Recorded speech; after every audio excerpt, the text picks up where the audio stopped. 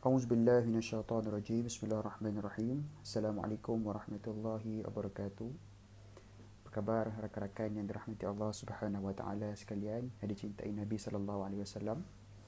Selamat datang saya ucapkan ke siri yang ketiga, 30 minit bersama Nabi sallallahu alaihi wasallam. Dalam siri kita membedah kitab Rahi Al-Maktum. Jadi sebelum kita lanjutkan sesi pada tengah hari ini, terlebih dahulu kita buka majlis kita dengan umul kitab Al-Fatihah. A'udzubillahi minasyaitonirrajim. Bismillahirrahmanirrahim. Alhamdulillahi rabbil alamin, arrahmanirrahim, maliki yaumiddin. Iyyaka na'budu wa iyyaka nasta'in. Ihdinas siratal mustaqim. Siratal ladzina an'amta 'alaihim ghairil maghdubi 'alaihim waladdallin. Suara masih perlahan ke? Ataupun dah okey dah ke? Sebab saya pakai earphone suara perlahan. Saya cuba buka earphone. Suara okey ke?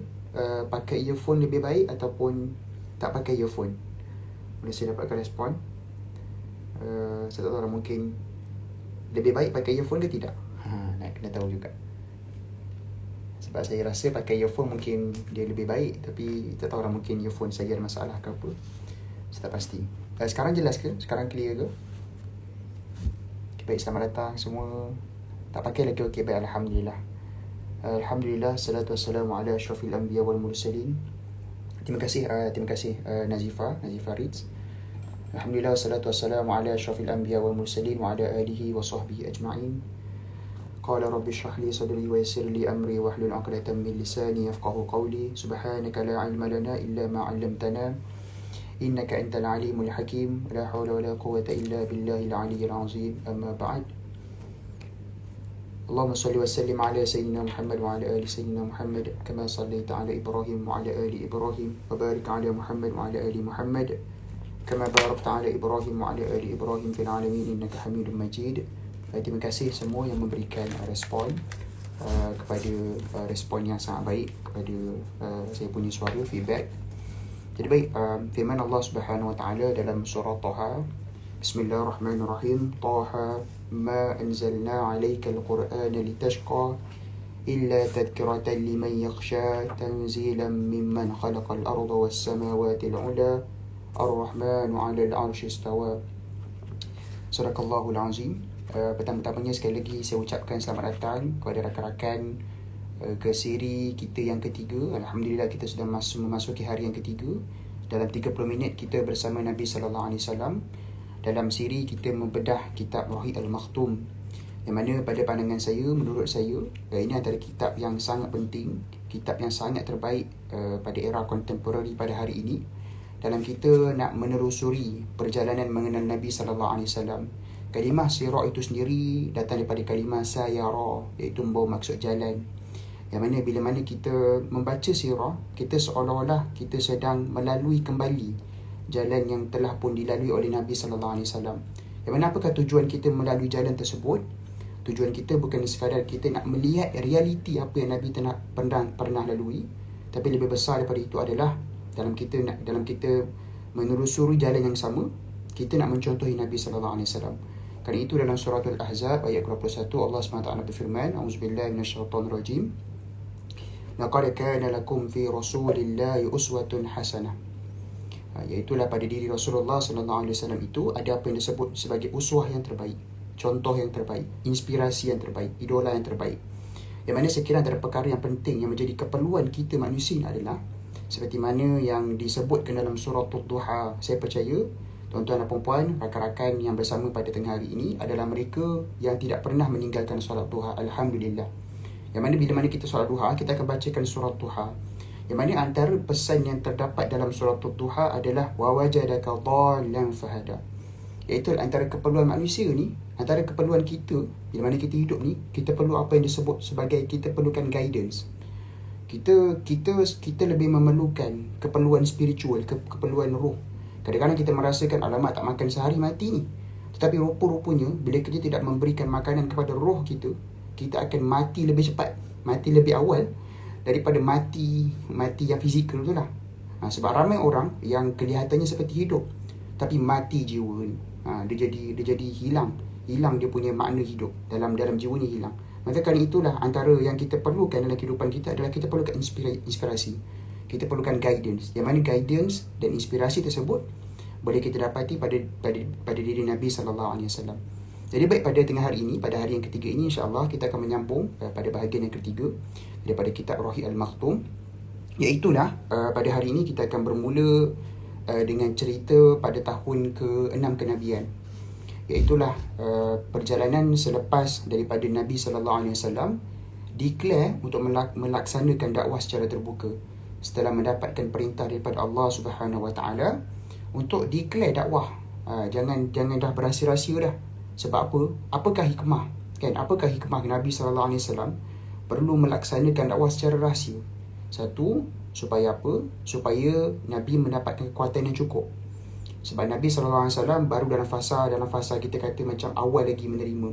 Contohkan kalau kita main game kan, kita tak boleh terus start main game tu terus world class. Kita kena start slow-slow. Dia ada step dia ada proses ni. Dia tak boleh skip the process. Sebab bila kita skip the process, kita akan cenderung untuk putus asa. Kan, itu satulah untuk diri Nabi SAW itu sendiri. Yang mana bila mana saya bacakan surah Toha tadi pada permulaan, Allah SWT menyebut ma anzalna 'alaikal qur'ana litashqa. Dan tidaklah apa yang kami turunkan kepada kamu wahai Rasulullah, iaitu Al-Quran, yang mana tidaklah Al-Quran ini turunkan untuk memberatkan kamu. Yang mana kerana itulah kita dapati bahawasanya Quran itu diturunkan beransur-ansur. Satu supaya meraihkan apa yang Nabi rasakan, dan meraihkan kemanusiaan Nabi. Yang mana Nabi macam kita lah, kita tak boleh straight belajar 3-4 jam. Kita perlu ada rehat-rehat. Jadi begitu juga Nabi SAW. Itu yang pertama. Kemudian yang kedua, supaya yang menerima madu'un pun tidak terkejut. Madu'un pun dia ada masa untuk bina kekuatan. Di samping Nabi bina kekuatan, madu'un pun dapat bina kekuatan. Sama-sama dapat bina kekuatan. Jadi bila mana masuk tahun ke-5 kenabian, bila mana lepas daripada Nabi, sebab Nabi start declare dakwah secara terbuka pada tahun ke-4 kenabian. Kan 3 tahun dakwah secara rahsia. Kemudian memasuki tahun ke-4, Nabi declare. Nabi declare dekat mana? Nabi declare dekat Bukit Sofa. Dan bila mana Nabi declare dekat Bukit Sofa, apa yang berlaku? Nabi terima penentangan yang dahsyat daripada bapa saudaranya, iaitu Abu Lahab. Kan, yang mana kata para ulama sirah, kata mereka, ketika mana Nabi SAW menyampaikan ucapan pidatonya semasa di Bukit Sofa, ramai terkesan, ramai terpegun, dan ramai seolah terjentik di hati mereka.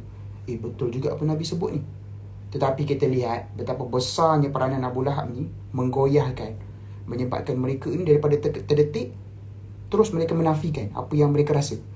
Mereka terus menafikan. Maka akhirnya mereka pun semua meninggalkan Nabi SAW.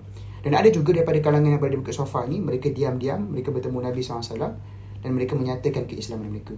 Maka setelah berlalu beberapa tahun, memasuki tahun ke-6, hujung tahun ke-5, nak masuk tahun ke-6, penentangan jadi semakin dahsyat. Umat Islam mula diseksa, sesiapa yang dilihat mula start berpelakuan pelik sikit, maka mereka ini mula diseksa. Yang mana kebanyakan yang memeluk agama Islam pada ketika itu adalah mereka daripada kalangan hamba, daripada kalangan orang miskin. Maka bila mana orang-orang besar, bangsawan ni, mereka tahu ada hamba mereka, ada orang miskin yang masuk Islam, apa yang mereka buat? Mereka torture, mereka push, mereka pukul. Yang mana kesan daripada perkara tersebut, akhirnya ada daripada kalangan umat Islam yang mula menyatakan kepada Nabi SAW, kami nak lari. Dan akhirnya pada bulan Rejab, tahun ke-5 kenabian, apa yang berlaku? Berlakunya penghijrahan yang pertama. Penghijrahan pertama bukanlah ke kota Madinah. Penghijrahan pertama berlaku ke Habsyah. Yang mana penghijrahan pertama ini, saya percaya dan saya yakin, dulu masa sekolah rendah kita ada belajar, yang mana penghijrahan pertama membabitkan 12 orang lelaki dan 4 orang perempuan. 12 orang lelaki dan 4 orang perempuan. Maka kelompok kecilnya pun pergilah ke Habsyah, kan? Kita sebut sebagai trip pertama. So bila trip pertama pergi, pada ketika itu akhirnya orang Quraisy tak perasan, sebab sangat bijak perencanaannya, sangat bijak strateginya. Maka mereka pun pergi. Bila mana mereka semua pergi, akhirnya pada bulan Syawal, dalam tahun yang sama, pada tahun ke-5 kenabian, ada satu babak yang menarik.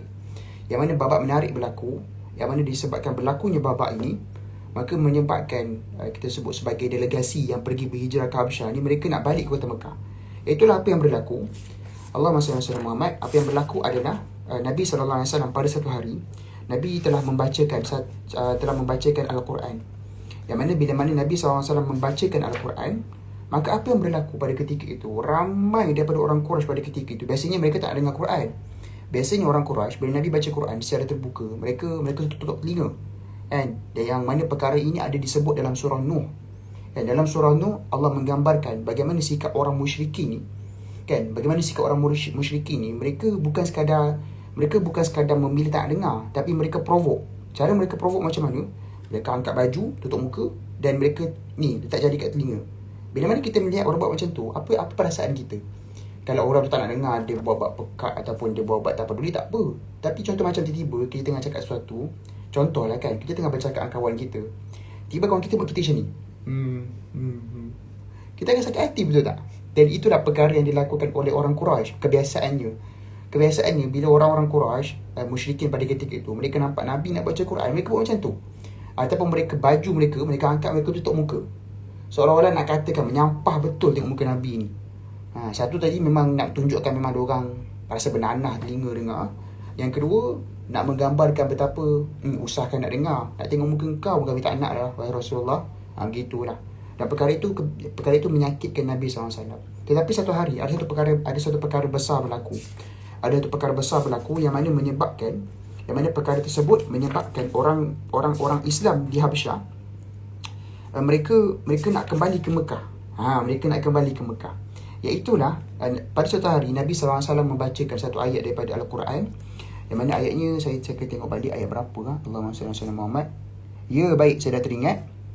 Nabi membacakan Allahumma salli ala sayyidina Muhammad. Nabi membacakan daripada surah An-Najm. Surah An-Najm sehinggalah kepada ayat ke-62. Kan? Sehinggalah kepada ayat ke-62. Bila mana Nabi sampai berhenti baca sampai kepada ayat tersebut, maka Nabi SAW pun sujud. Dan bila Nabi sujud, ketika mana Nabi SAW membacakan surah An-Najm ni, ramai orang Quraisy yang biasanya mereka tak nak dengar, mereka kali ni mereka dengar. Mereka dengar dengan teliti, mereka dengar dengan baik, dan mereka seolah terpegun dan terpukau.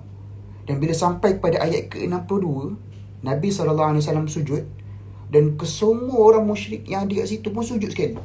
Maka berita ni tersebar sampailah kepada orang-orang Islam di Habsyah. Tapi dia tersebar, yelah biasalah, benda tersebar ni kadang-kadang dia ada macam the switch sikit. Yang the switch sikitnya apa? Yang mana tersebarlah kabar ni menyatakan bahawa seluruh penduduk Mekah dah masuk Islam. Sedangkan tak masuk Islam pun, mereka sekadar sujud ikut Nabi. Sebab apa? Sebab mereka terpegun. Yang mana mereka pun tak sedar mereka sampai kepada tahap sujud. Maka bila sampai kepada orang-orang Islam di Habsyah pada ketika itu, yang mana ada sekitar 16 orang, 12 orang lelaki, 4 orang perempuan, maka mereka pun nak patah balik, nak patah balik dah. Dan dalam perjalanan ke patah balik tu, kemudian sampai kat pertengahan jalan, akhirnya baru mereka tahu cerita sebenar. Cerita sebenarnya adalah apa? Bukannya orang kafir Quraisy pada ketika itu masuk Islam, tetapi mereka sujud kerana mereka terpegun.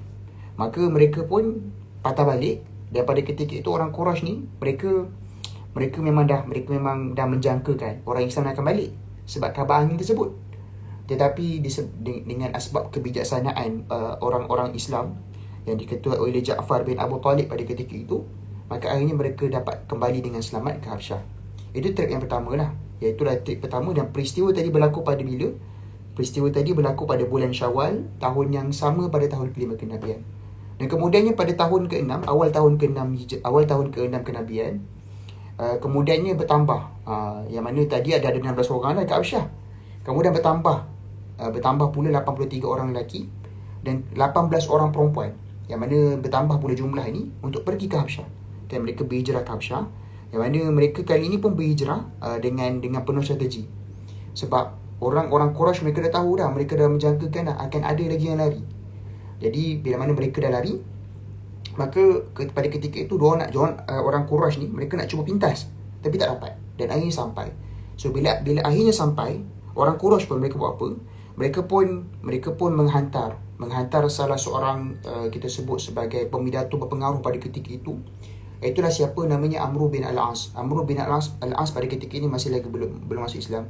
Amr bin Al-As masuk Islam bersama dengan Khalid Al-Walid sebelum daripada peristiwa pembukaan kota Mekah. Sebelum pada peristiwa pembukaan kota Mekah. Sebab Amr bin Al-As dengan Khalid Al-Walid ini dua tonggak utama yang menyebabkan tentera Islam mengalami kita sebut sebagai kesakitan, keperitan. Kita sebut dia tak sebut kalah tau. Dalam perang Uhud Tentera Islam tak kalah, tapi kita sebut sebagai mengalami kesakitan yang luka yang dalam. Yang mana siapakah dia punya tonggak utama pada ketika itu? Tonggak utamanya dua orang ni, Khalid Al-Walid dengan Amr bin Al-As. Jadi kita balik pada cerita bila mana sampai umat Islam dekat Habsyah. Pada ketika itu orang Quraisy, pembesar Quraisy, mereka menghantar dua pemilatu paling berpengaruh pada ketika itu. Iaitulah salah seorangnya adalah Amr bin Al-As. Amr bin Al-As dengan Abdullah bin Abi Rabi'ah.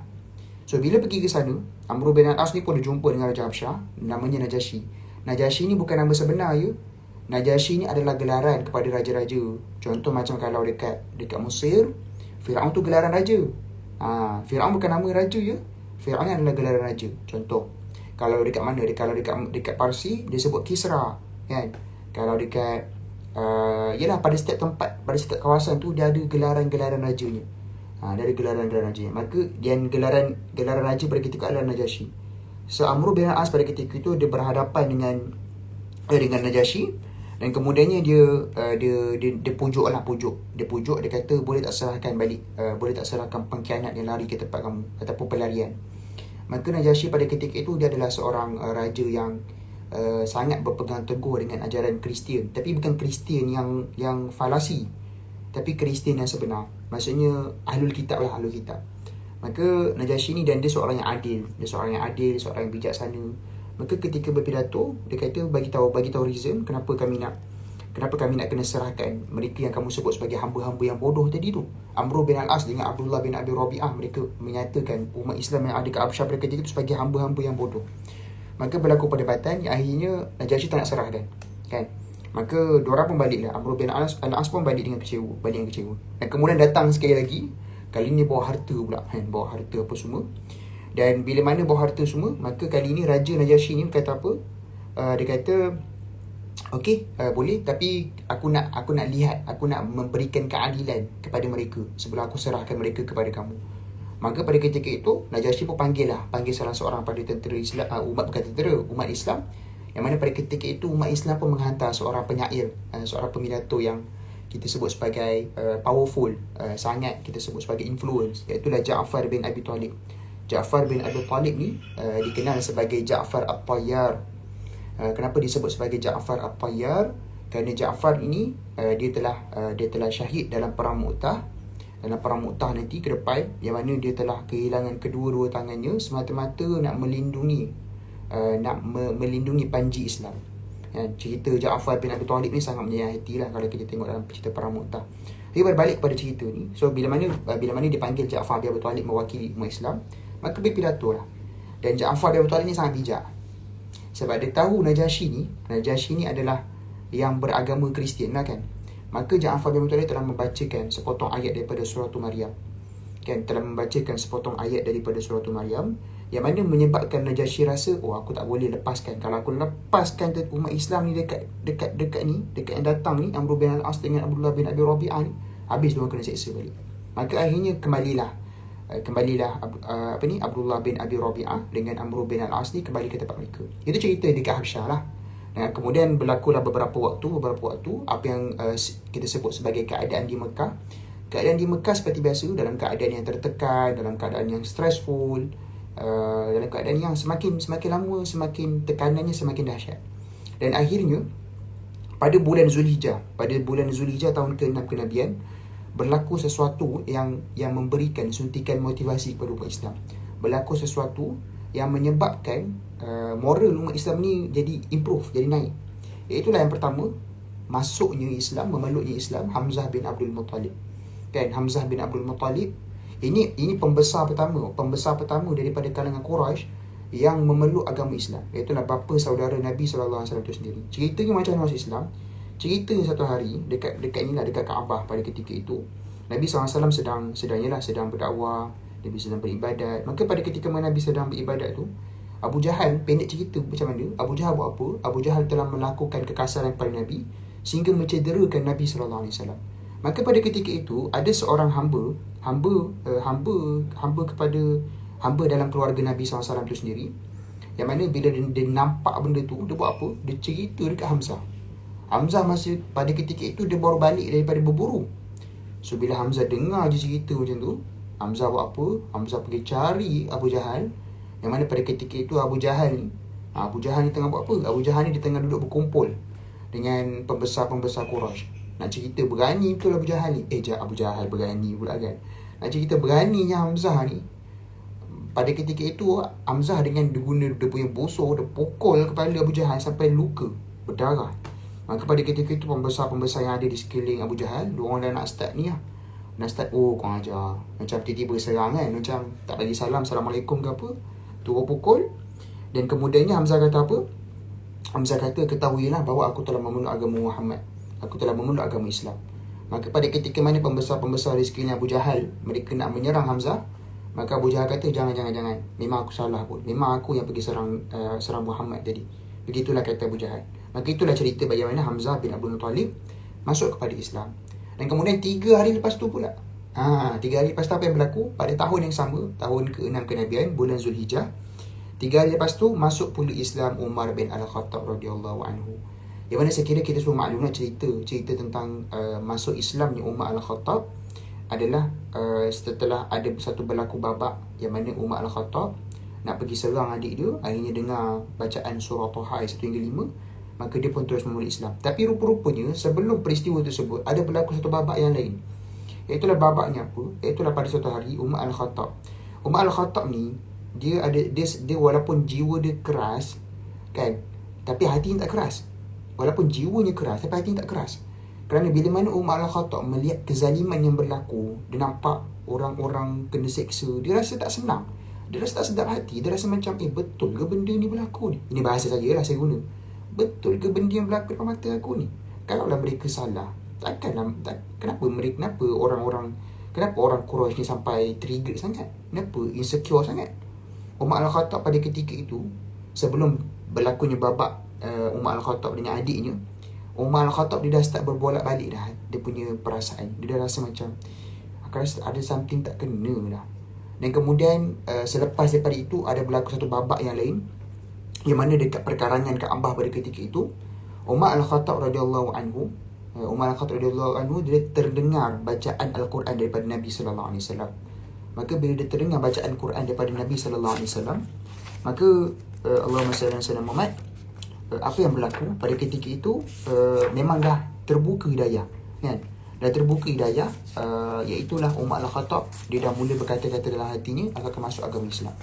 Tapi biasalah bila dia tak terus bila tak terus buat tu, maka yalah kan dia akan, Allah SWT dia akan, sebab doa Quran yang Nabi dengarkan dibacakan adalah daripada surah Al-Haqqah ayat 40 hingga 41. Yang mana ketika mana Umar Al-Khattab mendengar bacaan ayat 40 sampai 41, Umar Al-Khattab kata apa?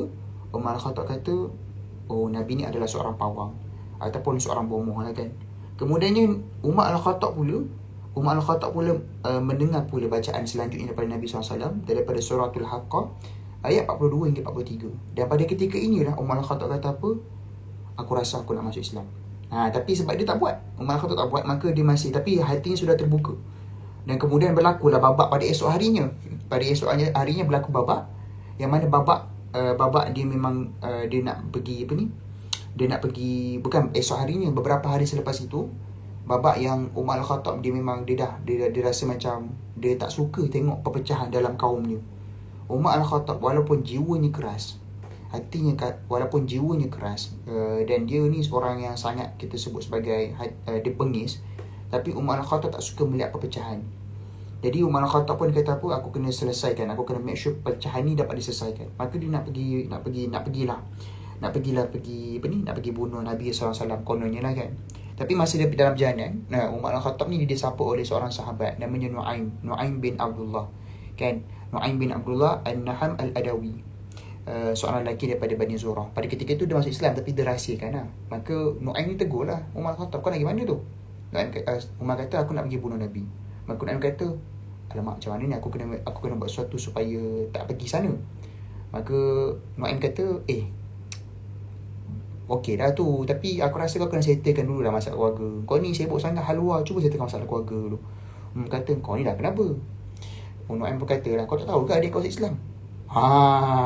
Dia trigger. Dan akhirnya, yalah kita tahu dah ceritanya kan. Ceritanya dia pergi ke rumah dan kemudian dengar bacaan. Dan akhirnya selepas pada itu, Umar pun masuklah pada Islam. Umar masuklah pada Islam. So bila mana Umar Al-Khattab masuk Islam, Nabi SAW telah memberikan gelaran kepada Umar Al-Khattab sebagai Al-Faruq. Apakah itu Al-Faruq? Al-Faruq ni adalah pemisah di antara hak dan batil. Dan menariknya kitab Rahi Al-Makhtum ini, Syekh Safiur Rahman Al-Mubarakfuri ada menjelaskan bagaimana Umar Al-Khattab ini dia mendapat gelaran Al-Faruq, kan? Yang mana Nabi SAW, ceritanya adalah Umar Al-Khattab bila mana dia masuk Islam, dia kata kepada Nabi SAW, orang dah tahu dah kita masuk Islam, kenapa kita nak rahsia-rahsiakan lagi? Kita perlu beribadat je secara terbuka. Maka Umar kata apa? Umar kata, tak perlu khawatir, aku dengan Hamzah, kami akan mengetuk dua barisan, yang mana barisan pertama akan diketuk oleh Hamzah, barisan kedua akan diketuk oleh aku sendiri, yang mana kami akan lead kita punya barisan ni untuk pergi melaksanakan ibadah dekat pekarangan Kaabah. Maka bermula daripada babak tersebut, Umar Al-Khattab telah mendapat gelaran daripada Nabi SAW sebagai Al-Faruq, yang membezakan antara hak dan batil, disebabkan usaha yang dilakukannya tadi daripada babak cerita tersebut lah. Itu cerita pada apa yang berlaku pada tahun ke-6 kenabian. So beberapa tahun selepas pada itu, masuklah pada tahun ke-7, dan akhirnya pada tahun ke-8 kenabian, tahun ke-8 kenabian apa yang berlakunya boykot.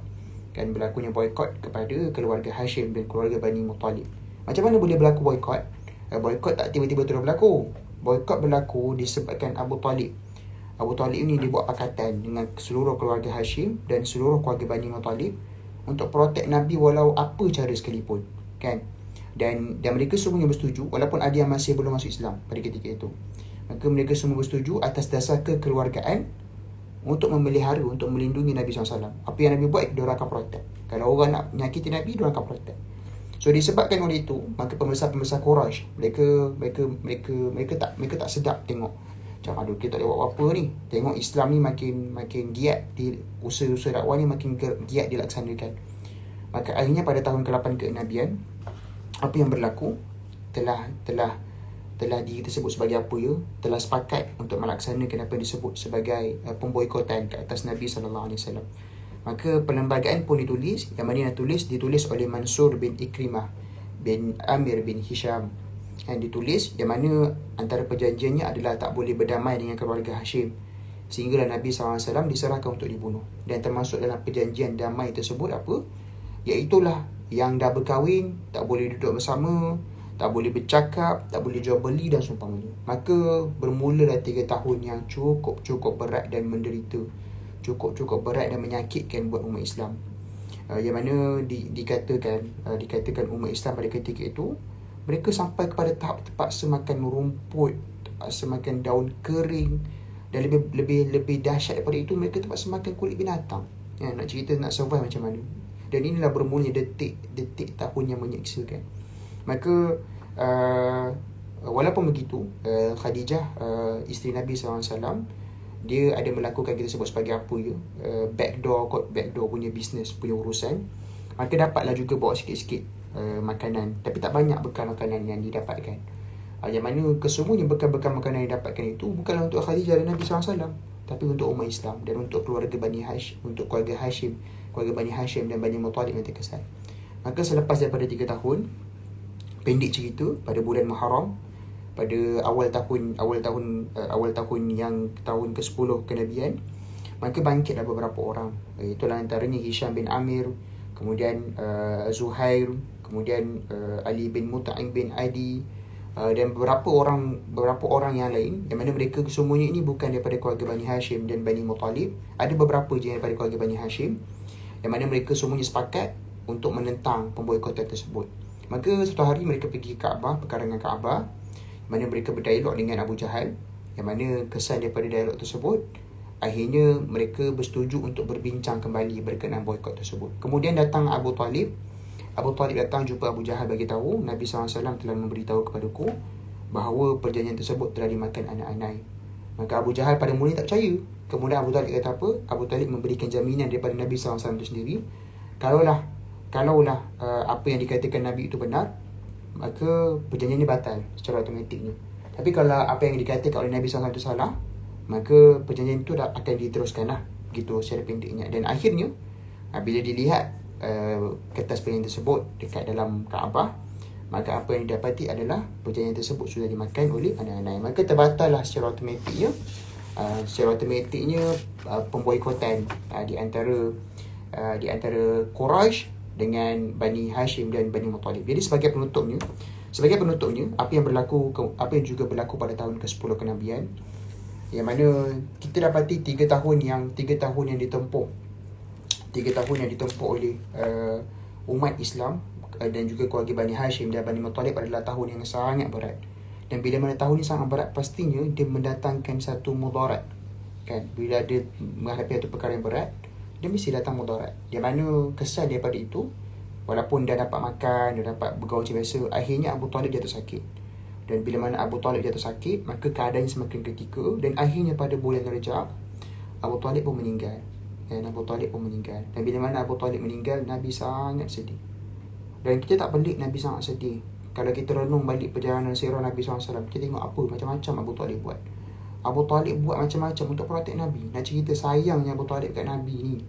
Padahal sedangkan Abu Talib bukannya Islam, kan? Abu Talib buat inilah, berencana plan ni semata-mata nak pastikan Nabi ini tidak disakiti dengan teruk. Jadi bila mana dah sampai pada tahap nazak, apa yang berlaku? Pendek cerita, Abu Talib tak memeluk Islam.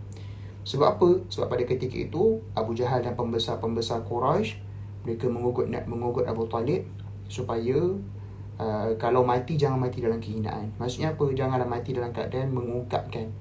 Sebab Abu Talib ni bahagian daripada pembesar Quraisy.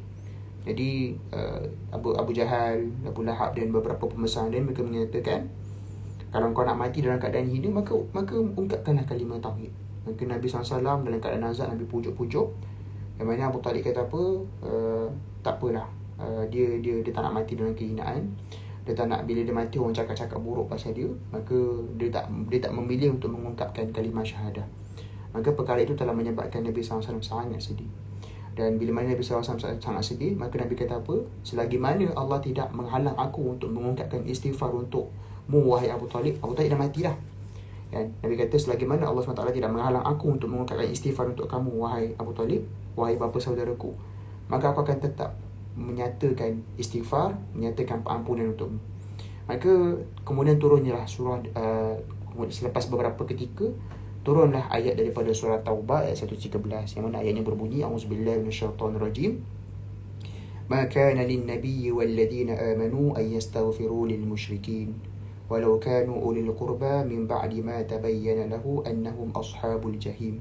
Yang mana ayat ini terang-terang menyatakan bahawasanya Nabi, bukan sekadar Nabi, bahkan orang-orang beriman tak sepatutnya meminta ampun bagi orang-orang musyrik, walaupun daripada kaum kerabat. Maka bila mana turun ayat begini, Nabi SAW ni adalah seorang yang sangat patuh, seorang yang sangat taat. Apa yang Quran sebut, maka Nabi akan terus laksanakan, kan? Jadi itu dah cerita tentang Abu Talib. Dan kemudian ada riwayat kata 3 hari, ada riwayat kata 2 bulan. Kemudiannya Sayyidatina Khadijah radhiyallahu anha pula wafat, yang mana menyebabkan Nabi jadi semakin bertambah sedih. Dan ada riwayat menyatakan Khadijah radhiyallahu anha wafat dalam keadaan kebuluran. Kan tadi kita tahu cerita tadi kan, Khadijah ni dia bawa masuk bekalan makanan daripada belakang, kan, senyap. Tetapi tiada satu pun bekalan makanan tu dibawa masuk untuk dirinya. Sehingga kan dikatakan, ada riwayat menyebutkan bahawasanya Khadijah radhiyallahu anha mati dalam keadaan kebuluran, mati dalam keadaan makan rumput-rumput kering, makan daun-daun. Yang mana bagaimana seseorang bangsawan yang sangat kaya akhirnya mati dalam keadaan yang cukup menyayat hati. Maka perkara ini menyebabkan Nabi sangat sedih, sehingga tahun tersebut disebut sebagai tahun kesedihan. Tahun kesedihan. Yang mana tahun kesedihan ni bukan sekadar memberikan bekas kesedihan dalam kepada Nabi SAW, bahkan kepada seluruh umat Islam pada ketika itu. Maka itulah cerita apa yang berlaku daripada tahun ke-6 sehingga kepada tahun ke-10 kenabian, yang mana disangkakan kesedihan itu hanya akan terhenti di situ. Tapi rupa-rupanya kesedihan itu berpanjangan apabila Nabi SAW pergi ke Taif. Cerita Taif ni kita akan bawa pada esok hari pula, insyaAllah. Maka apa perkara yang kita belajar? Daripada siri yang ketiga dalam kita mengenal bersama Nabi SAW, Iaitulah antara perkara yang kita belajar adalah janganlah kita pernah berputus asa mendoakan agar seseorang itu diberikan hidayah. Sebagaimana kita dapat lihat Umar Al-Khattab, Nabi SAW telah membacakan satu doa yang mana riwayat ini disebutkan dalam riwayat At-Tirmizi, yang mana Nabi SAW doa agar Allah mengislamkan salah seorang daripada dua orang Umar. Kan Nabi SAW memohon doa kepada Allah SWT agar diislamkan, dikuatkan Islam, dimuliakan Islam dengan Islam yang salah seorang daripada dua Umar. Iaitu yang pertama Amr bin Hisham ataupun dikenal sebagai Abu Jahal. Dan kemudian yang kedua Umar bin Al-Khattab radhiyallahu anhu. Yang mana Allah Subhanahu taala telah memperkenankan dengan doa Nabi SAW dengan memberikan hidayah kepada Umar Al-Khattab radhiyallahu anhu. Itu pertama. Dan kemudian yang kedua, antara perkara yang kita belajar daripada tahun ke-6 sehingga kepada tahun ke-10 kenabian, iaitulah selagi mana kita ada ruang untuk kita memberikan pedoman, untuk kita menyebabkan seseorang itu mendapatkan hidayah, maka kita berusaha untuk melakukan perkara sedemikian. Kerana bila mana dia telah mati, telah terpisah seseorang itu daripada kehidupan, dan pada ketika itu dia tidak memeluk agama Islam, maka pada ketika itu sudah terlambat untuk kita mengharapkan orang yang kita sayang tadi mendapatkan kebaikan di akhirat kelak. Maka janganlah putus asa.